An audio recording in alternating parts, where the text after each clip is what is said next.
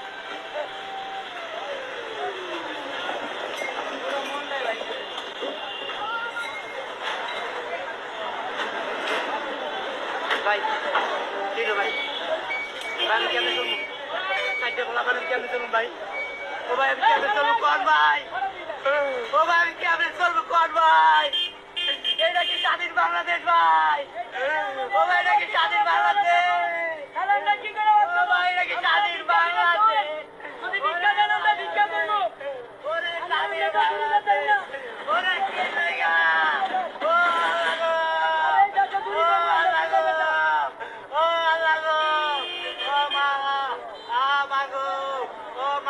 চলবো আবার পোলা পানো দিয়া ওরে আমার পোলা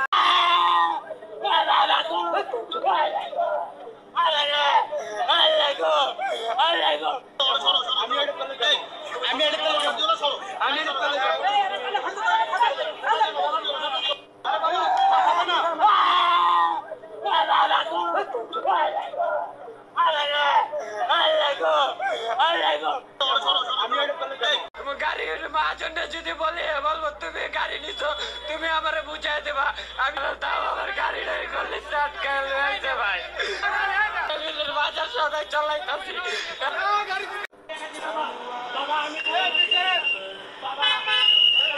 মাফ করে দেন বাবা আমারে আমি বাজান আমি খবর পাই নাই আমি আইএনএ রাইতে বার করে নিলাম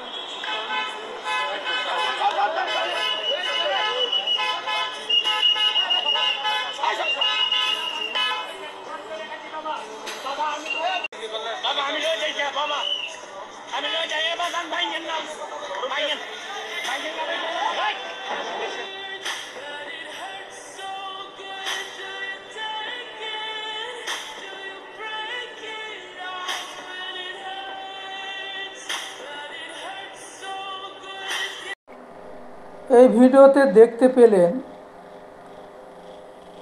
এই এখন এত একটা কষ্টকর পরিস্থিতি দেশের অবস্থায়, দেশের সবচেয়ে দরিদ্র কষ্টের খেটে খাওয়া মেহনতি মানুষ হলো রিক্সা চালক, ভ্যান চালকেরা, কৃষক শ্রমিকেরা। সেই রিক্সা চালকদেরকে দেখলেন কিভাবে তাদের রিক্সাকে ভেঙে চুরমার করে দেওয়া হলো। এখানে রিক্সা চালকের রিক্সাকে ভাঙা হলো না, তার স্বপ্ন, তার সংসার, তার সুখ, তার সন্তানদের লেখাপড়া, তাদের দুবেলা খাওয়ার আহার জোগানোর যে মাধ্যম সেটাকে ধ্বংস করে দেওয়া হলো। এই কষ্টকর পরিস্থিতিতে আজকে রিক্সা চালকদেরকে যেভাবে রিক্সা ভেঙে দেওয়া হলো আর রিক্সা চালকের যে আর্তনাদ, আজকে বিবেক কোথায়, মানবতা কোথায়? আজকে কি বিবেক মরে গেল? যে রিক্সা চালক ভাইরা কি বেদনাদায়ক কাকুতি, কি হাহাকার, কি আর্তনাদ! যারা এই ঘটনাটা ঘটাচ্ছে তারা কি মানুষ না? মানুষ হয়ে একটা খেটে খাওয়া এত কষ্টকর মানুষকে এইভাবে কষ্ট দেয় কী করে? মনুষ্যত্বকে আজকাল সবাই বিসর্জন দিয়ে দিয়েছে। এই দৃশ্য, এই আর্তনাদ, এই রিক্সা চালকদের উপর কেন আঘাত? এই রাস্তার ধারে ছোটোখাটো দোকান যারা করে কষ্ট করে পরিবারকে দুমুঠো খাবার খাওয়ায়, এই রিক্সা চালক, এই ছোট চায়ের দোকানদার ভাইয়েরা তাদের কষ্টের টাকা নিয়ে যে তাদের ছেলে মেয়েকে কষ্ট করে লেখাপড়া শেখায়।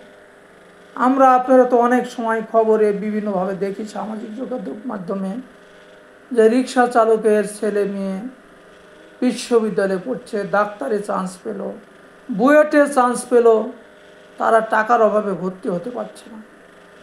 আজকে এই ঘটনাগুলো যখন আমি আপনি সামাজিক যোগাযোগ মাধ্যমে কিংবা খবরে দেখি, তখন আমাদের বুকটা ফেটে যায়। আজকে সেই রিক্সা চালকদেরকে, সেই রাস্তার ধারে ছোটোখাটো দোকান করে খাওয়া সেই কষ্টের মানুষগুলোকে আঘাত করা হচ্ছে। অথচ এই মানুষগুলোই কিন্তু বাংলাদেশের সত্যিকার খাঁটি মানুষ। কারণ এই মানুষগুলো রিক্সা চালায়, শরীরের রক্ত ঘাম করে, রক্তকে জল করে বা শরীরের রক্তকে পানি করে তারা প্রতিটা অর্থ একেবারে মানে এদের সে খাঁটি উপার্জনের টাকা হয় না, এত পবিত্র তাদের ইনকাম। এরা কোনো ঘোষ ঘাস অসৎ পথ চিনে না। অথচ এত কষ্টকর পরিশ্রম করে পবিত্র ইনকাম করে সংসার চালায়, সেই মানুষগুলোকে আজকে আঘাত করা হচ্ছে। তারা এই রিক্সা হারিয়ে আজকে তাদের পরিবারকে কি খেতে দেবে? তার পরিবারে যারা যেসব বাচ্চারা লেখাপড়া করে তাদেরকে কি করে লেখাপড়া করাবে? একটু ভেবে দেখেছে কেউ? আজকে জাতির বিবেক কোথায়? কিন্তু গত 2-3 দিন ধরে যে ঘটনাগুলো ঘটছে, অনেক জায়গায় অবশ্য প্রতিবাদ শুরু হয়েছে। কারণ বাংলাদেশের সবচেয়ে খাঁটি মানুষ, বাংলাদেশের বাঙালি যাকে বলে, সেই বাঙালি তো হলো খেটে খাওয়া কৃষক, শ্রমিক, রিক্সা চালক, ভ্যান চালক, এই মেহনতি মানুষেরাই হলো বাংলাদেশের অরিজিনাল খাঁটি বাঙালি, যারা শরীরের পরিশ্রম করে অর্থ উপার্জন করে সংসার চালায়, সেখান থেকে বাচ্চা কাচ্চাকে তারা আবার লেখাপড়াও করায়। এদেরকে তো ধন্যবাদ এমনি দেওয়া উচিত যে তারা যে পরিশ্রম করে সংসার চালায়, অথচ সেখানে তাদেরকে আবার তাদের পেটে লাথি মারা হচ্ছে। তাদের সেই কষ্ট করার একটা মাধ্যম সেই রিক্সা ভ্যানকে ভেঙে দেওয়া হচ্ছে। রাস্তাদের ছোট্ট একটা দোকান করে হয়তো চা বিস্কিট বেচে, সেটার থেকে দিনে 300-400 টাকা ইনকাম করে, সেটা দিয়ে বাচ্চা কাচ্চা নিয়ে দুবেলা খায়। এই মানুষগুলো তো 3 বেলা খেতে পায় না। এই মানুষগুলো তো মাসে 2 মাসে 6 মাসে কোনো দিন মাংসও খেতে পায় না। এরা খুব বেশি হলো আলু সিদ্ধ ভাত, ডাল ভাত খেয়ে বেঁচে থাকে। এই গরিব মানুষদেরকে কেন আঘাত করা হচ্ছে?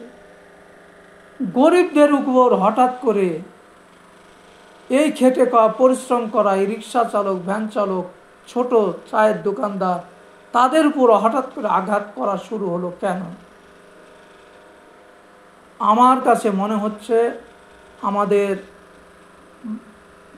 দেশের বিবেক, আমাদের দেশের বিবেকবান মানুষের বড়ই অভাব। তাছাড়া আজকে যেই অন্যায় হচ্ছে এবং যেই রিক্সা চালকদের আর্তনাদ, তাদের যে কষ্ট, এতে কিন্তু আসলেই এই আর্তনাদ, এই কষ্ট, এই হাহাকার, এই বেদনা সহ্য করা যায় না। সবাইকেই সবার জায়গা থেকে এই অসহায় মানুষদের পাশে দাঁড়ানো দরকার। এদের প্রতি অন্যায় হচ্ছে সেটা প্রতিবাদ করা দরকার। কারণ সব অন্যায় সওয়া যায় না। রিক্সা চালক ভাইদের সেই হাহাকার, সেই আর্তনাদ, সেই তাদের পরিবারের কথা বলে যখন কান্নাকাটি করছিল, বুকটা ফেটে যাচ্ছিল। আজকে আমাদের দেশ আজকে আমাদের দেশ সরকার এই গরিবদেরকেই তো দেখার দরকার, গরিবদের পাশেই তো দাঁড়ানো দরকার। সরকারের তো উচিত, সরকারের দায়িত্ব দেশের গরিব দুঃখী অসহায় মানুষগুলোকে ভালো রাখা। কারণ যারা ধনী তাদের তো টাকার সমস্যা নাই, তাদের ইনকামের সমস্যা নাই, তাদের তো কষ্ট নাই। কষ্ট হলে এই মেহনতি গরিব দুঃখী খেটে খাওয়া ভ্যান চালক শ্রমিক মানুষদের, এদের পাশেই তো সরকারের এবং বিবেকবান মানুষদের, রাজনৈতিক নেতৃবৃন্দদের এদেরই পাশে দাঁড়ানোর দরকার। এদের পাশে দাঁড়িয়ে এদেরকে সাপোর্ট না দিলে এই মানুষগুলো, এরা কি সারা জীবন যুগের পর যুগ এই গরিবই থেকে যাবে? এদেরকে সাপোর্ট দিয়ে তাদেরকে স্বাবলম্বী হওয়ার কি সুযোগ আমি আপনি, দেশের মানুষ, দেশের সরকার দেবে না? দেওয়া তো উচিত। প্রতিটা দেশ গরিবদেরকে গরিব না রাখার জন্যে সবাই মিলে সহযোগিতা করে তাদেরকে স্বাবলম্বী করে তোলে, যেন দেশে গরিব কমে যায়, সবাই যেন একটা লেভেলে চলে আসে। আর এখানে কি করা হচ্ছে? একটা মানুষ রিক্সা চালিয়ে খায়, তার রিক্সাটা ভেঙে দেওয়া হচ্ছে। বড় দুঃখ, বড় কষ্ট, বড় বেদনাদায়ক, বড় ব্যথা। এ ব্যথা, এই বেদনা সহ্য করার নয়। আসুন আমরা সবাই এই কষ্টকর, এই হাহাকার, এই আত্মনাদ করা রিক্সা শ্রমিক ভাইদের পাশে দাঁড়িয়ে তাদের সহায়তা করি, তাদের পরিবারের খোঁজ নিই, তাদেরকে খাবার কিনে দিই। যার যেটুকু সম্বল সামর্থ্য আছে সেটা দিয়ে এই রিক্সা ভাইদের এই হাহাকার, এই কষ্টকে লাঘব করার জন্য তাদের পাশে সবাই এগিয়ে আসুন। আমাদের দেশের এই গরিব দুঃখী শ্রমিক রিক্সা চালক ভাইরা যদি ভালো না থাকে, আমরা কি করে গর্ববোধ করব যে আমরা বাঙালি? আমাদের দেশের গরিব কৃষক শ্রমিক ভাইরা যদি ভালো না থাকে, আমরা কি করে গর্ব করব যে আমরা বাংলাদেশের বীর বাঙালি? আমাদের শ্রমিক, কৃষক, রিক্সা চালক, ভ্যান চালক ভাইরা যখন হাসবে, যখন গর্ব করে বলবে যে আমরা এই বাংলাদেশে ভালো আছি, তখনই তো বলতে পারবো যে আমরা বাঙালি হিসাবে, আমরা বীর বাঙালি, আমরা বাঙালি হিসাবে তখনই গর্ববোধ করব।